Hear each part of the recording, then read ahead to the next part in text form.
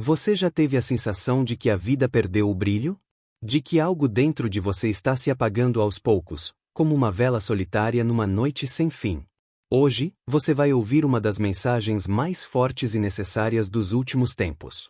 Maíse Braga nos leva a um mergulho profundo em uma verdade espiritual que muitos esquecem. Existe uma chama viva dentro de você, e ela é sua ligação direta com Deus. Mas e se essa chama estiver enfraquecendo? E se, sufocada por dores, distrações e desesperança, ela estiver prestes a se apagar? Essa não é só uma palestra. É um chamado. Um alerta espiritual. Porque, quando essa chama se apaga, o corpo continua, mas a alma entra em silêncio. Você precisa ouvir isso até o fim. Precisa lembrar quem você é. Porque mesmo nas histórias mais difíceis, como as de Van Gogh, em Minguai, Torquato Neto, a chama resistia, mesmo cercada por sombras. E hoje é a sua vez de reacender. Assista com o coração aberto. Compartilhe com alguém que está quase desistindo. Comente aqui. Essa chama ainda vive em você? Amigos, a chama que habita em mim e me faz viver é o título que os amigos espirituais me sugeriram desde o início para dar para o nosso bate-papo dessa tarde. E me recordo, porque os espíritos contam essa história emocionante, de um menino de 11 anos que vagava pelas ruas de Londres, faminto, rogando um pão, e que apanhava dos policiais, das prostitutas, dos mendigos, de todo mundo que andava nas ruas como ele. De madrugada, para dormir, encolhia-se abaixo de um poste, morto de frio e de desilusão. Mas ele tinha um sonho, que era escrever. E, como tinha medo de morrer de frio e de fome, bateu à porta de uma fábrica de graxa para pedir não um emprego, mas simplesmente um prato de comida. Trabalharia ali e, se fosse possível, ali moraria. O dono da fábrica permitiu que ele morasse no porão da fábrica, junto a ratos enormes, e lhe dava por dia um prato de comida. O menino começou com pedaços de carvão a escrever e a mandar, ainda um garoto, para os jornais da cidade os seus escritos. E era sempre recusado. Passam-se os anos, aos 19 anos, ele faz uma prece pedindo que de alguma forma Deus o ajudasse, porque havia dentro dele a chama da inspiração que ele precisava colocar para fora. Ele tem um sonho naquela noite. Sonha com 3 espíritos. E era perto do Natal. E ele escreve a história de um homem horrível que às vésperas do Natal é visitado pelo passado, pelo presente e pelo futuro. E intitula Um Conto de Natal. Manda mais uma vez para o jornal e, para sua surpresa, dias depois, o jornal lhe manda pequena carta dizendo: pela proximidade dessa data, o nascimento de Jesus, impressionados com o seu conto, vamos publicá-lo. O senhor não receberá 1 centavo por isso, mas, se voltar a escrever, mande-nos seus novos escritos. O garoto, que então já tinha 19 anos, era Charles Dickens, que se tornaria o maior escritor de obras infantis que o mundo conheceu. A chama que ele trazia no peito, nada impediu que desaparecesse. Nem a fome, nem o frio, nem os maus tratos. Ele viveu numa época em que crianças não tinham qualquer direito. Não tinham direito algum, mas a chama estava com ele.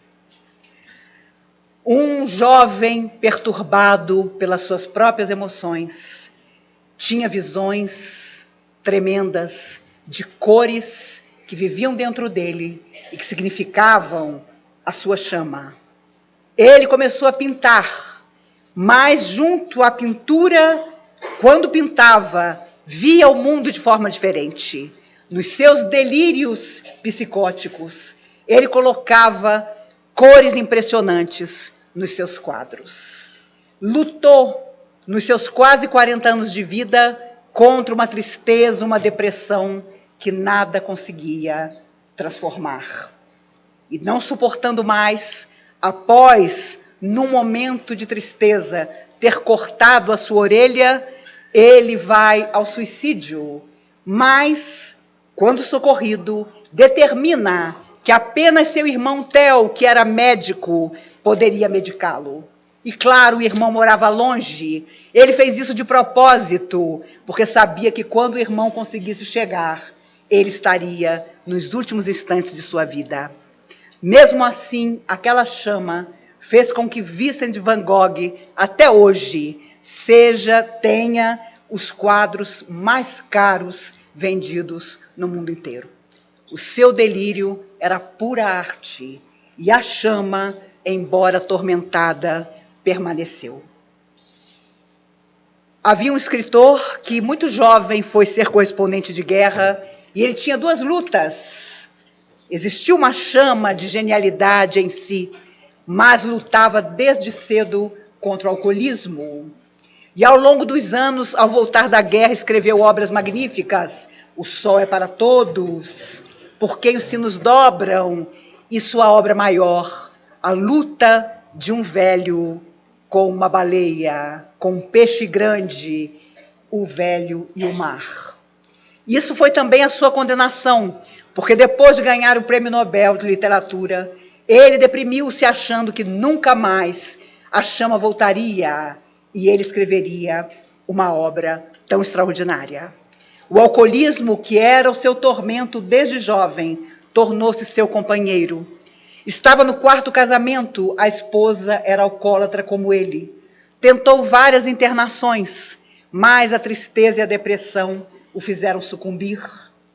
E um dia em que aparentemente fez questão que os amigos soubessem que após mais uma retirada a um hospital de desintoxicação, ele estaria melhor, ele que era um caçador emérito, escolhe a sua espingarda favorita para matar-se. A chama não foi suficiente, embora tivesse brilhado por tanto tempo. A velhice que ele detestava e o álcool o fizeram levar essa chama ao outro lado da vida através de um doloroso suicídio. Ernest Hemingway, até hoje, é uma referência extraordinária no mundo inteiro para obras clássicas, mas, no fundo, O Velho e o Mar era ele mesmo em luta contra as coisas escuras que, apesar da chama que tinha, trazia o seu coração. Pablo Picasso, todos conhecem a história, era um menino que aos 8 anos já pintava divinamente, mas seu pai, homem cruel, dizia que ele era absolutamente um fracasso e que nada do que tentasse na vida daria certo.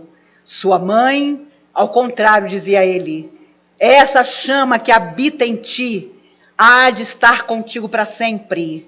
Se fores para a política, serás presidente do nosso país. Se fores para a medicina, serás um grande médico. Descobrirás talvez a cura de uma grave doença.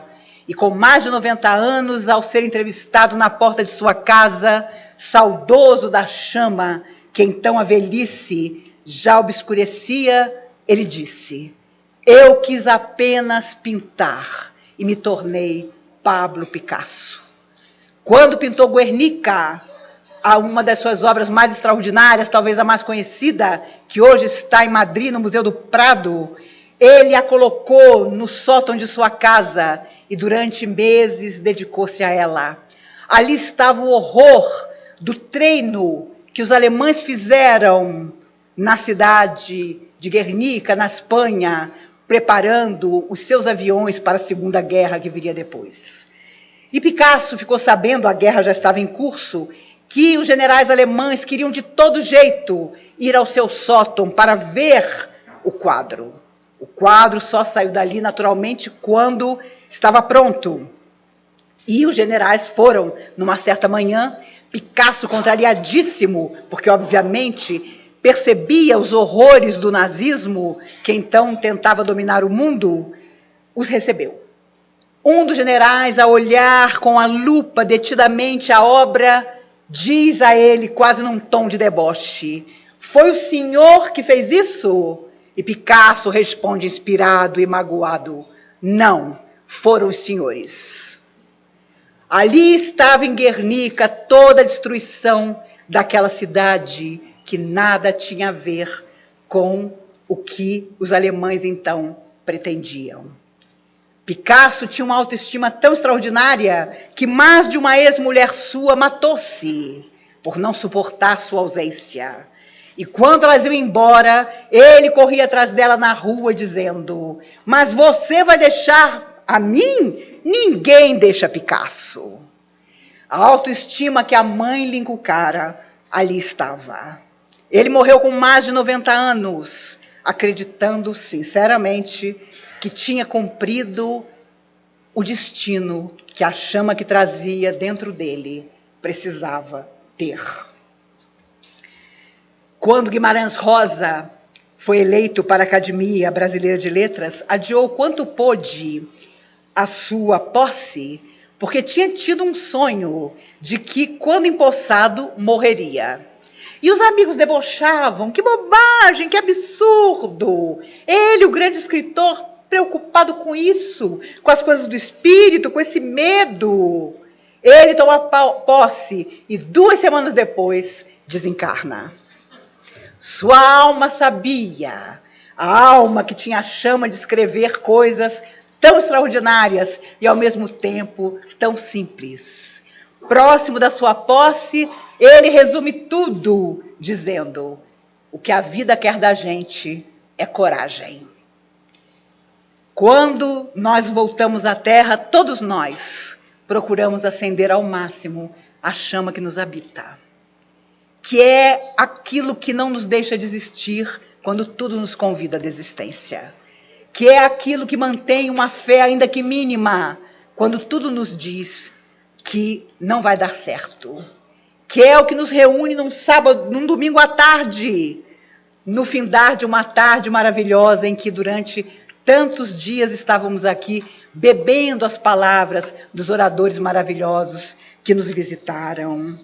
E é claro, existiram e poderíamos passar a noite falando das obras e dos artistas, porque todos eles tinham uma chama enorme. Nem todos, entretanto, souberam administrar essa chama na sua vida pessoal. Fernando Pessoa, num dos seus poemas mais famosos, perguntava: pedras que me atirem? Pedras no caminho? Eu as guardo todas, com elas construo o meu castelo. Havia em todos eles, os artistas de todas as gerações, a busca do belo, do infinito. E é claro, mesmo aqueles que não acreditavam em Deus, no fundo sabiam que essa chama era Deus dentro deles. Existem chamas de ideal que mudam o mundo. E a pessoa, quando começa cheia de esperança, não pode deixar que a chama se misture com o que é menos nobre e digno, porque então ela arrefece. Quando a Revolução Francesa surgiu, os revolucionários queriam uma vida melhor para todos, mas depois tornaram-se tão ou mais cruéis do que os Luíses que apearam do poder. E quando em 1794 a última cabeça é guilhotinada, justamente a de Robespierre, havia motivo.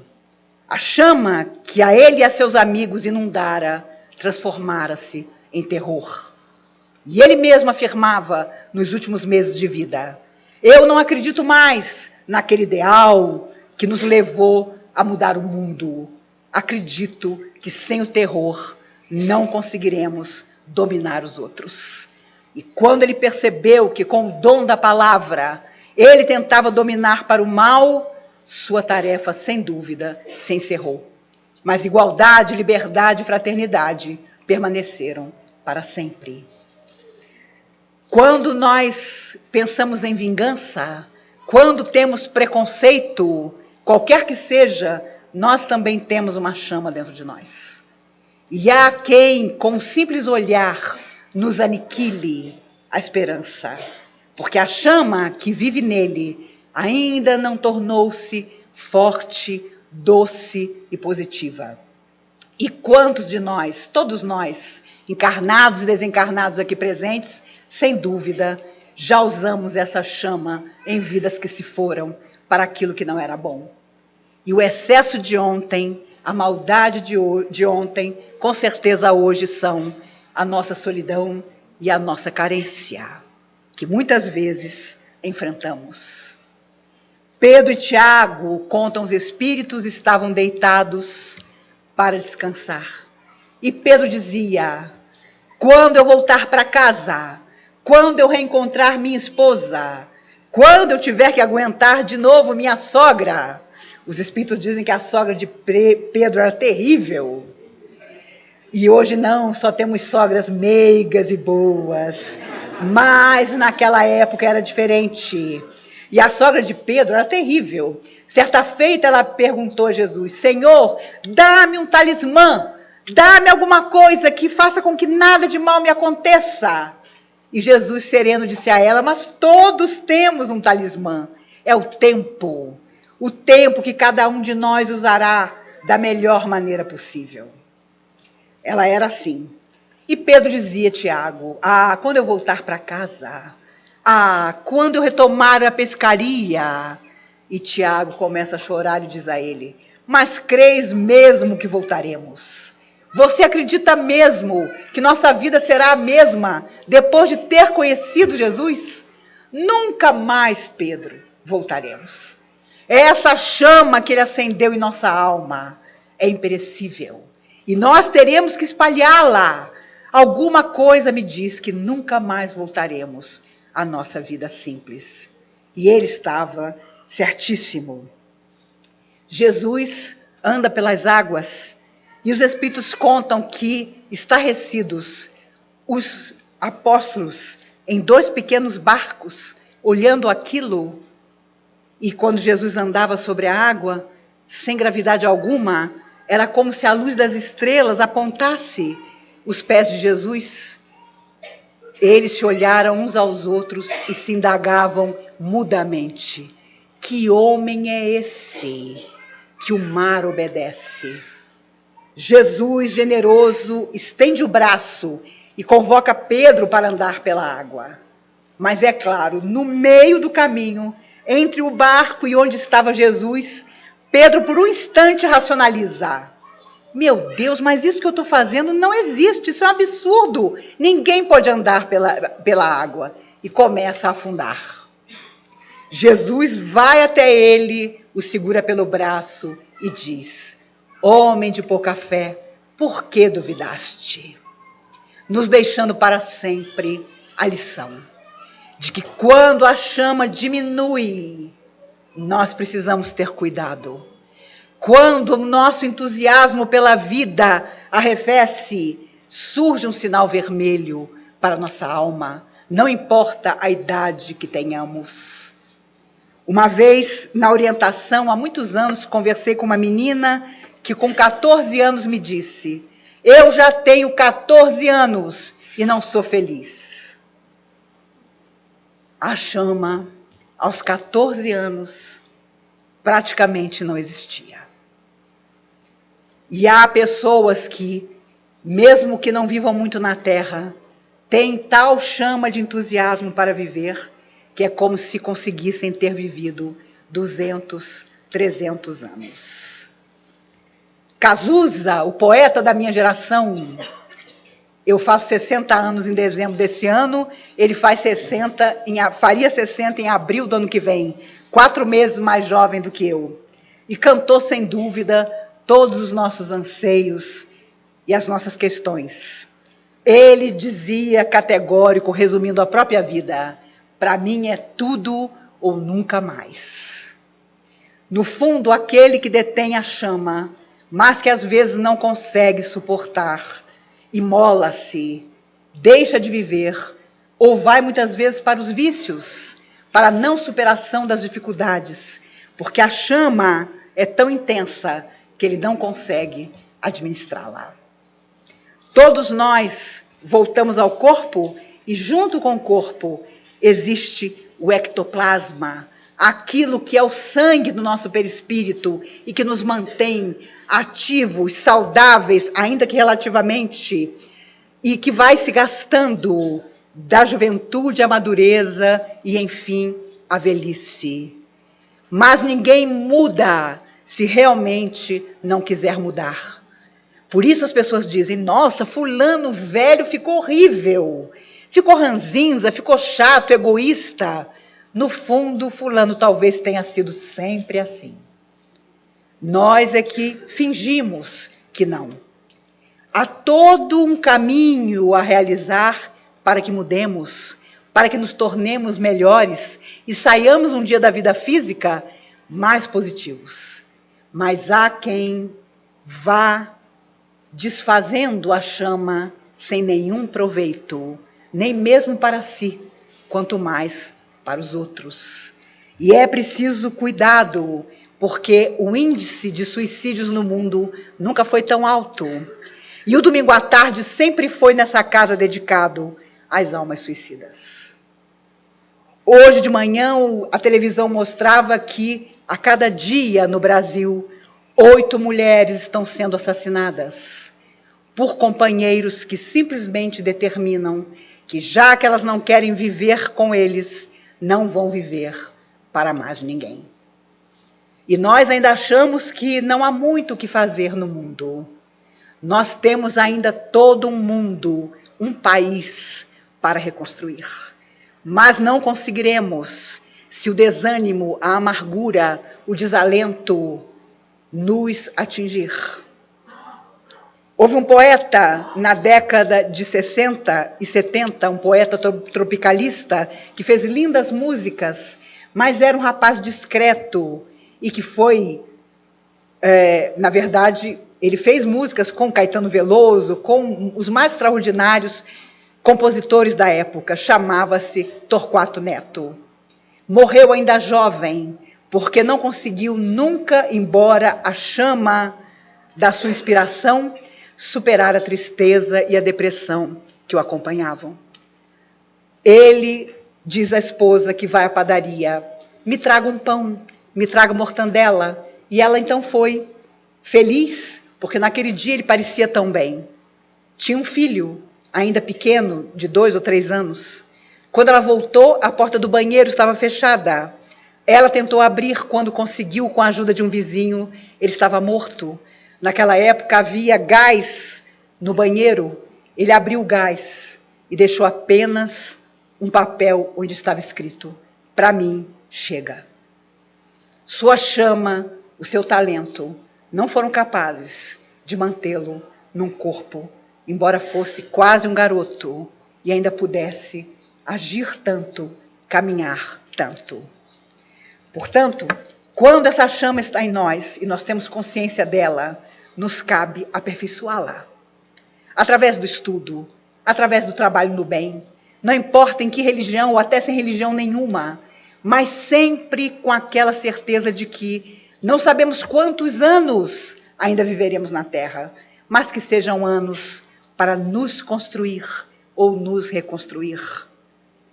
No caso da morte física, não é uma questão de se, é uma questão de quando. Todos nós partiremos. E o que vai nos esperar do outro lado, sem dúvida, são as nossas ações. Nos perguntarão com tranquilidade os nossos protetores o que fizemos da chama que habitava dentro de nós. Quando eu vi Dona Irene entrar, eu me emocionei muito porque me lembrei que ela não perdia um evento desses de jeito nenhum. E ela falava de teatro espírita quando ninguém pensava nisso. E Dr. Franco Leal, espírito, começou a escrever através dela. E em 78, encenamos uma peça, Então Doutor, que falava sobre homossexualidade. Em 78.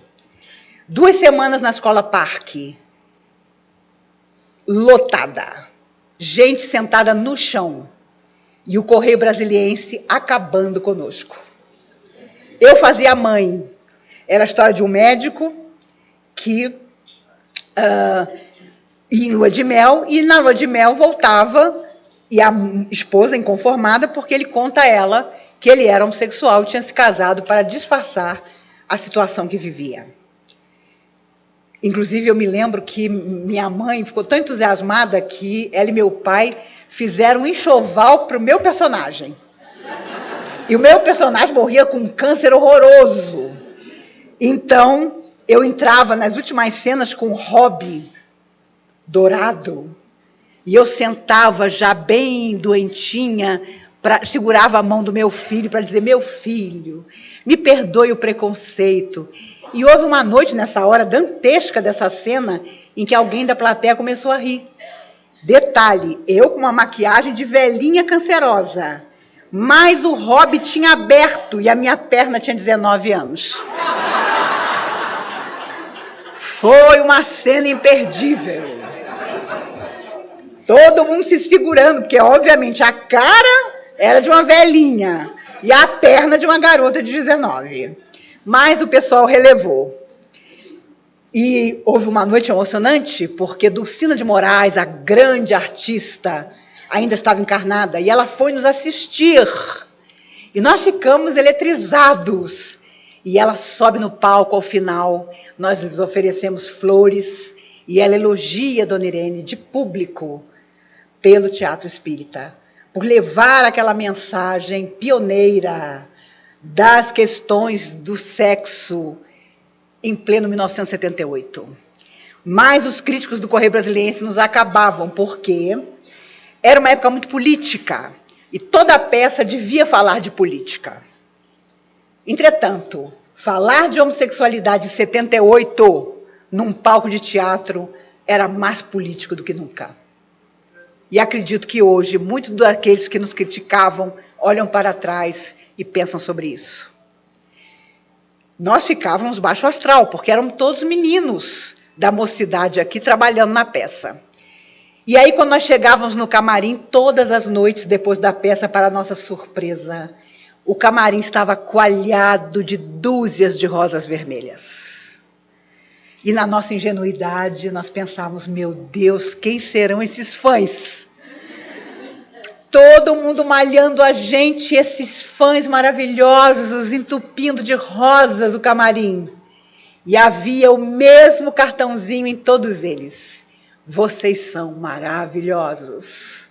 Depois que a peça acabou, passam-se semanas, e nós descobrimos que era o seu Mário, presidente e fundador dessa casa, que mandava encher de rosas vermelhas o nosso camarim. As pessoas que fundaram essa casa foram artistas também. Extraordinários, porque foram artistas da vida. Deram suas existências a que essas paredes fossem erguidas. Mas mais que isso, ergueram dentro dos nossos corações, nós que aqui estávamos, uma saudade e uma experiência imorredora. Os espíritos dizem que no mundo espiritual existe uma comunhão espírita 100 vezes maior do que essa. E eu fico feliz de imaginar que um dia nós estaremos nela. Porque a chama que está em nós trabalhará para isso até o último dia das nossas existências. Como os espíritos nos lembram que o acaso não preside nada em nossas vidas, não foi o acaso que nos reuniu debaixo desse teto que nos abençoa a todos. O que seria nossa vida lá fora, com o mundo em convulsão, se nós não tivéssemos encontrado em algum instante uma casa de oração para estar? Seja a comunhão, seja a igreja, seja o templo budista ou protestante, mas nós ainda precisamos aumentar a nossa chama através da fé e do trabalho no bem. Nós sempre, claro, cada um de nós tem o seu artista favorito. Hoje, quando você fala que o país parou quando morreu Francisco Alves, o grande cantor, num acidente de carro, as pessoas não acreditam. Quem foi Francisco Alves? E, no entanto, eu lembro da minha avó ligando o rádio e aparecia ao soar das badaladas. Olha como eu sou velha, gente. Ao soar das badaladas, Francisco Alves. E aí ele entrava no rádio, porque naquela época você tinha que saber cantar. Não tinha recurso nenhum. Era como as atrizes de Hollywood. Não tinha Photoshop. A maquiagem nem se comparava com o que é hoje.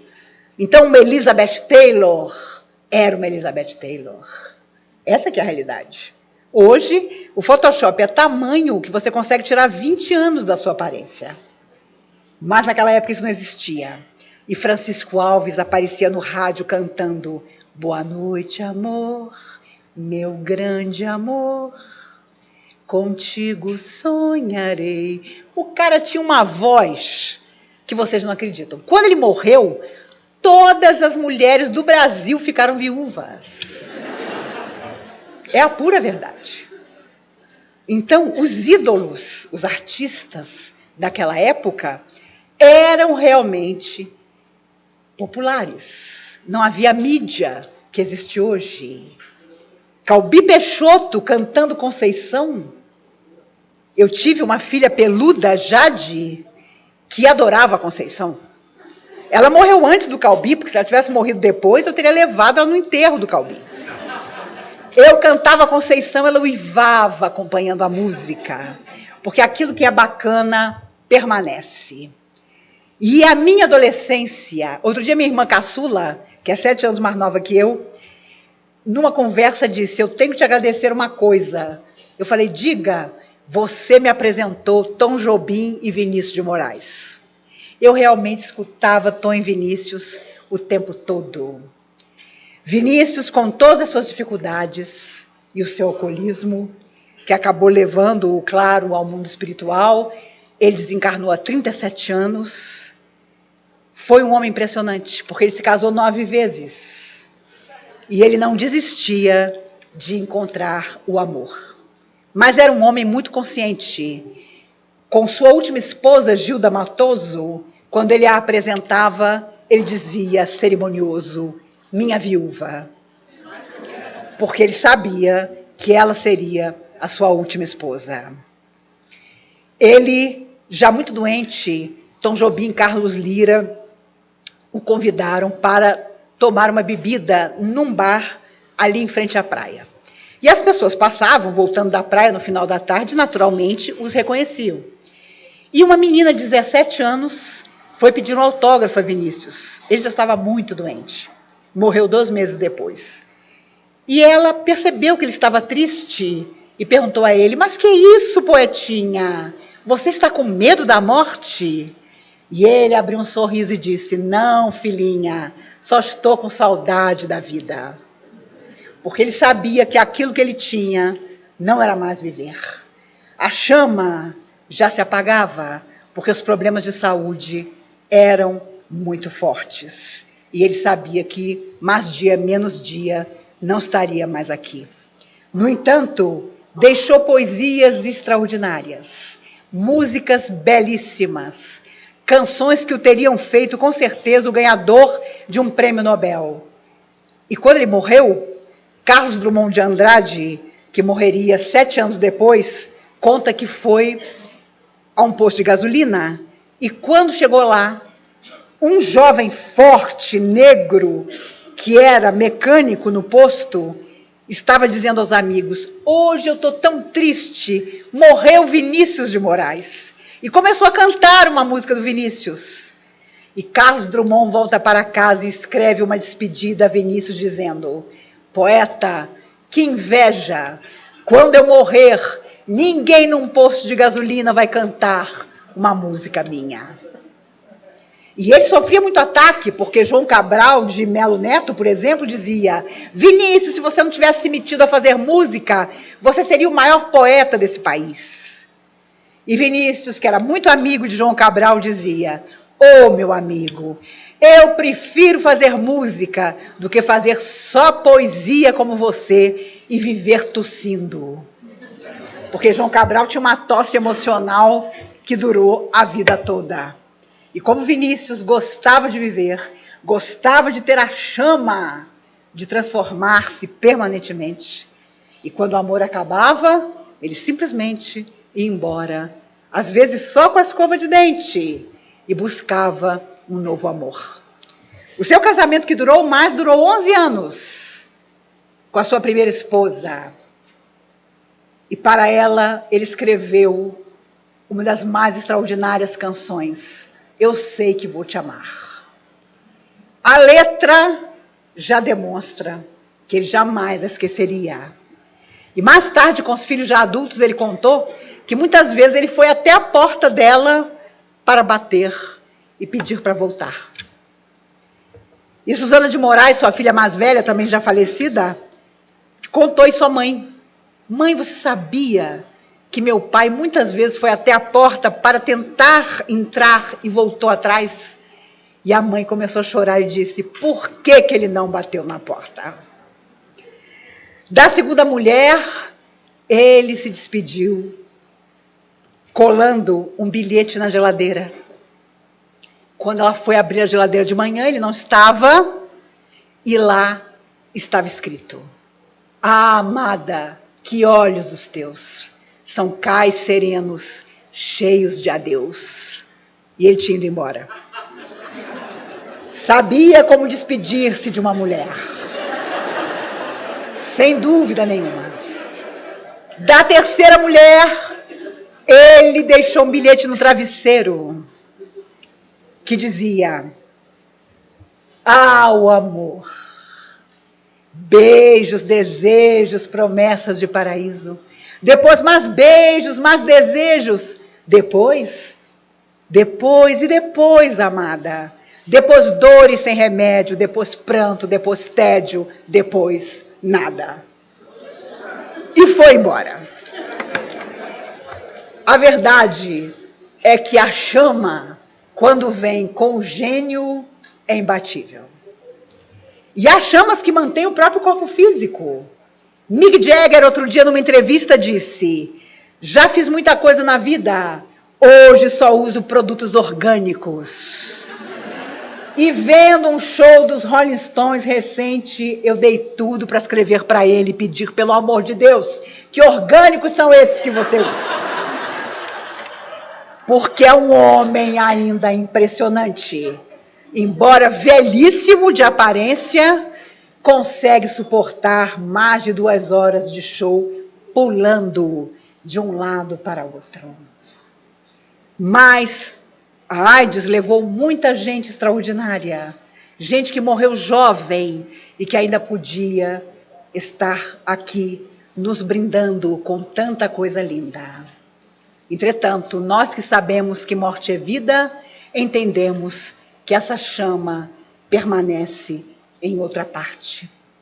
Não pode ter desaparecido um Fred Mercury, cantor extraordinário, que amava seus pais, mas que na amargura dos seus últimos dias disse, não existe alguém no mundo mais solitário do que eu.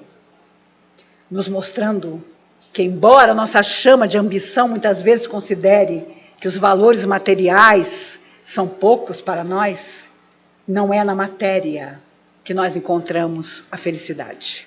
Se fosse, todas as pessoas bem-sucedidas do mundo não teriam nenhum problema. Mas, sem dúvida, o maior problema de todas elas, muitas vezes, é manter a chama do entendimento e da beleza do coração sempre atuantes. Por isso, nesse fim de semana que nos reuniu a todos, em que tantas coisas bonitas nós ouvimos e que precisam estar incorporadas ao nosso coração, nós precisamos pensar o que temos feito dos nossos dias na Terra, o que nós sonhamos para o futuro, o que eu estou fazendo com aquilo que me impede de ser melhor, por que eu estou num canto querendo parecer escondido quando a vida me convida para sempre recomeçar? Por que eu estou me acovardando face àqueles que parecem tão vitoriosos, mas que não têm nenhuma dignidade de viver. Me recordo quando Pedro tinha a casa do caminho, aparece um servo na porta lhe trazendo um homem leproso. Jesus fora crucificado há 2 anos. E Pedro, horrorizado, reconhece naquele leproso um dos que havia julgado Jesus. Um dos juízes do templo mais terríveis em relação ao mestre. E imediatamente ele diz ao servo: leva teu senhor de volta à família, eu não o receberei aqui. Porque me lembro muito bem que a voz dele foi uma das vozes que mais alto se levantou para acusar a Jesus. Fechou a porta. Na hora que vem voltando para a cozinha, surpresa, emoção, Jesus lhe aparece. Pedro volta lá, abre a porta, recebe nosso irmão. Senhor, de jeito nenhum. Pois foi ele um dos teus maiores acusadores. Não volto, não o recebo, não vou pensar as feridas. Vai, Pedro, porque ele vai viver eternamente. Tem pouco tempo de vida na terra, mas vai viver eternamente. Senhor, ele vai viver eternamente, mas eu quero que ele morra. Jesus, compassivo, diz: ah, Pedro, mas que castigo e lição maior haverá do que para aquele que tem a consciência culpada viver eternamente. Pensemos sobre isso. Quando alguém for menos digno conosco, quando parecer que aqueles que lideram os povos estão fora da razão, pensemos, todos nós viveremos eternamente. Onde estão gravadas as leis de Deus? Perguntou Kardec aos espíritos. Na consciência, responderam os espíritos inesquecíveis. Nos despedindo, porque sei que muitas outras vezes nos encontraremos e tenho certeza absoluta que a chama que abriga a nossa alma estará ainda mais alta da próxima vez que nos encontrarmos. Encerro lembrando Vinícius de Moraes, que dizia: o verdadeiro amor de quem se ama tece a mesma antiga trama que nunca se desfaz. A coisa mais bonita que há no mundo é viver cada segundo como nunca mais. Que Jesus nos guarde e nos abençoe, hoje e sempre. O que você faz com a sua luz? Maíse Braga encerra com uma verdade que ecoa como um sussurro divino. O mundo pode estar em convulsão, mas nada é mais grave do que a chama que se apaga dentro de um coração. E se você chegou até aqui, é porque essa chama ainda existe em você. Mesmo que pequena, mesmo que fraca, ela ainda está aí. É ela que te traz aqui, que te emociona, que te lembra de que você tem um propósito muito maior do que apenas sobreviver. A alma que esquece disso adoece. Mas a alma que se recorda, mesmo no escuro, reencontra o caminho. A chama é fé. É coragem. É aquele sopro silencioso que diz: levanta. Ainda não acabou. Porque o verdadeiro amor não se desfaz. E o que Deus plantou em você é eterno. Compartilhe essa mensagem com alguém que precisa lembrar quem é. Deixe nos comentários o que ficou no seu coração depois dessa jornada? E se inscreva no canal, porque ainda temos muito a acender juntos. A chama não morreu. Ela só precisa de você para brilhar.